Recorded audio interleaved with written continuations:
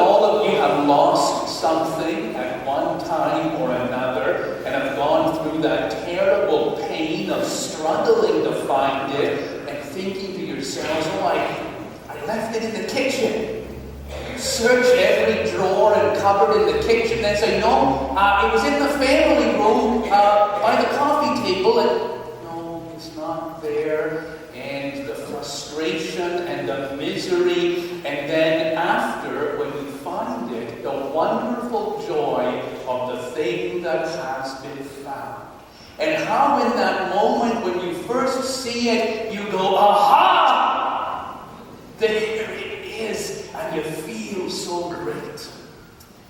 One of the greatest inventions of the latter part of the 20th century was the cordless telephone. Not just the cordless telephone that had the little button on the base that said retrieve. So that when you pushed it, wherever that wandering handset was, it would beep.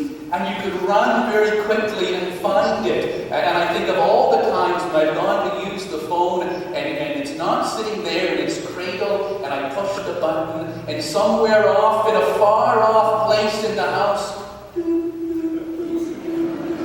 and if you're really, really fast, you can get there before it finishes beeping. But you know, sound is sometimes very deceptive, and so you hear, and you run upstairs, and just as the last beep dies down, it wasn't up here after all. I think it's in the basement. I wish that everything in the whole world had a little retrieve button on it. My wallet, my keys, my shoes, my books, my briefcase, all the things that I have ever lost, if they just had a little button on the base stand so they would beep and say, here I am, come and find me. When I was a child, I had the belief that all the lost things that I had ever lost were kept safe somewhere in a box. I believed that somewhere in the universe there was a box of all the lost things, and one day when it was all over, you could go to God and say, Lord, do you have my box of lost stuff? And God would say, yes, here it is. I know that's only a silly and childish belief, but I think it speaks to the extent to which human beings don't like to lose things. And so in the scripture we read today, when Jesus talks to people about things that they have all lost, he knows that his audience will understand and relate very carefully to what he has to say. He tells the story of the lost sheep. 99 sheep were in the fold, one was lost, and so the shepherd went out to find it. And just like you and me, when we find something, we sing for joy and we celebrate.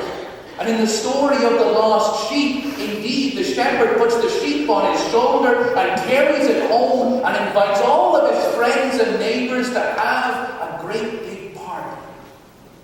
And in the second lost story, a woman has lost one of her coins. And she looks all through her house and she feels that terrible panic we all feel when we have lost something important.